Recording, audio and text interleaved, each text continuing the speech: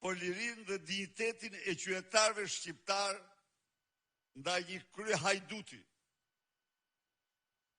të panjohur më parë në historinë tonë kombëtare. Etiketimi i tyre si pushtues është etiketimi i një armiku tegër të shqiptarëve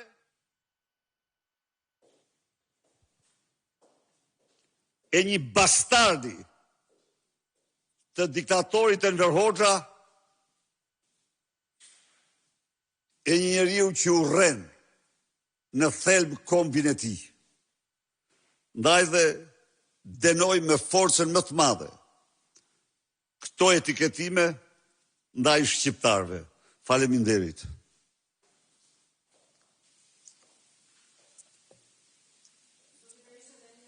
Report TV, duke qenë se ju e përfunduat këtë fjalë tuajon me protestën, do doja që pyetja ime të fokusohej pikërisht tek protesta. Pas 3 javësh qëndres, protestuesit dolën me një listë kërkesash zyrtare të artikuluara nga aktivisti dritan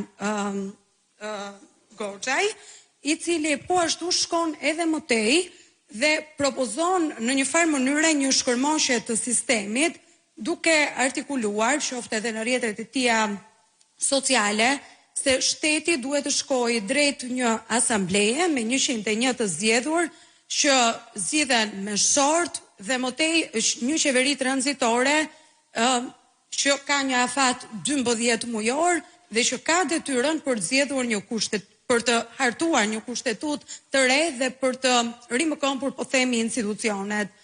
Ju vetë, zoti Berisha, a jeni dakord me këto propozime të artikuluara nga zoti Goxhaj? Faleminderit. Faleminderit për pyetjen. Së pari, në kërkesat e lexuara e paraqitura nga Goxhaj, ripërsëritet dorëheqja e menjëhershme e Edi Ramës, kërkesë kjo që ne mbështesim pa asnjë rezervë, fuqimisht dhe kemi pa thirrje. Së dyti,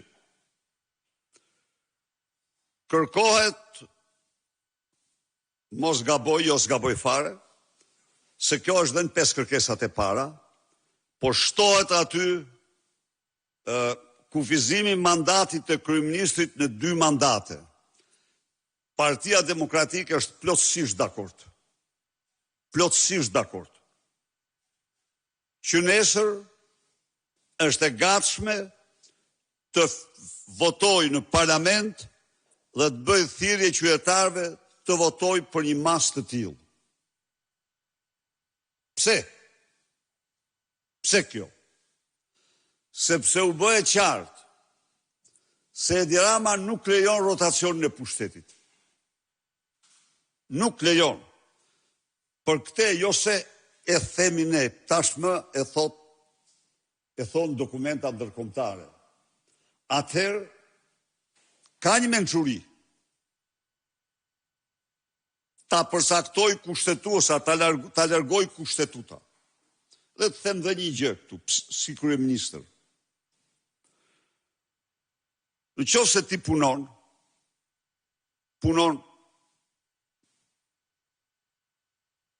për një program, 8 vite i ke absolutisht të mjaftueshme, jo për zbatimin 100% të ti, nuk them, po për zbatimin e pikave më kryesore të ti dhe për zbatimin e ti në masën 80-90%. Pra, çfarë qëndron në rastin e Edi Ramës, qëndron se ai qëndron në pushtet pas zgjedhje. Me farsë elektorale. Dhe unë kuptoj që protestuesit duan të japin një përgjigje të tillë nëpërmjet ndryshimit të kushtetutës.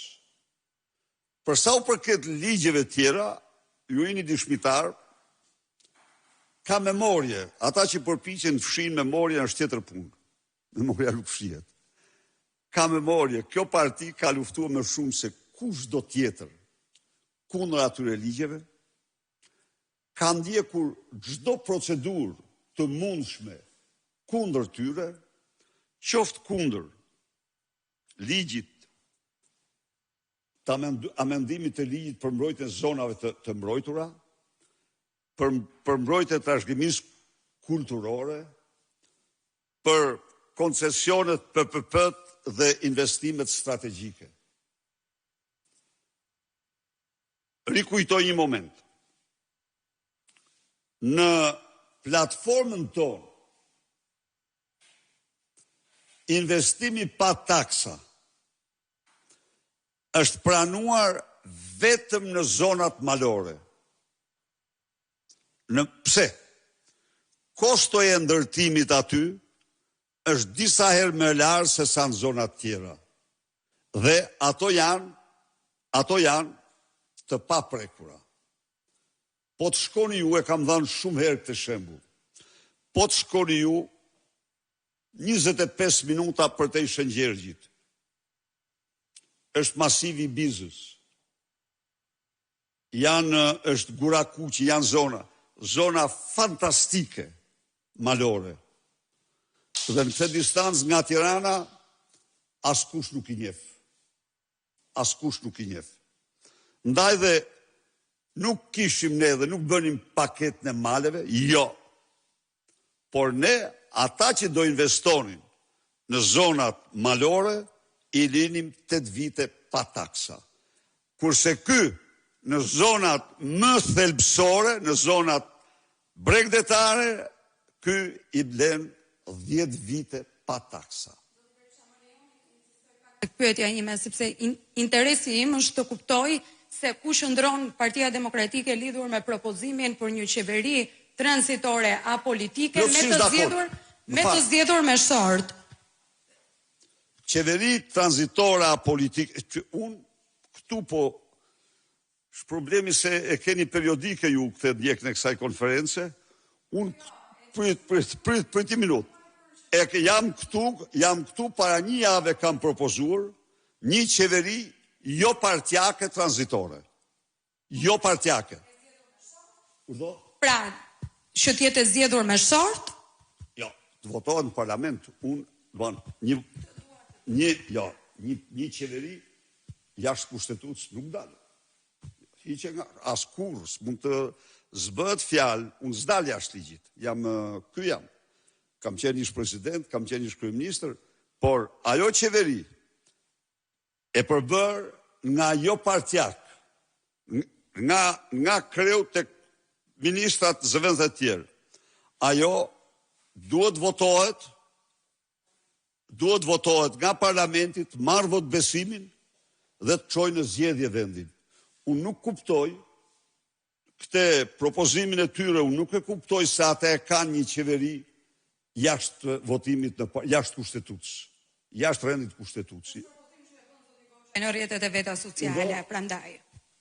Është propozim që e bën zoti Goxhaj në rrjetet e veta sociale dhe prandaj po synoj t'ju pyes lidhur me qëndrimin tuaj. Unë kam kuptuar dhe ky është ajo që më shtes unë kam kuptuar kërkesën si një kërkesë për një qeveri jo partjake, të përbërë nga ekspert të shquar, intelektual të njohur, të cilën mbi bazën e një marrëveshje të forcave politike në parlament do marrë votbesimin e plot.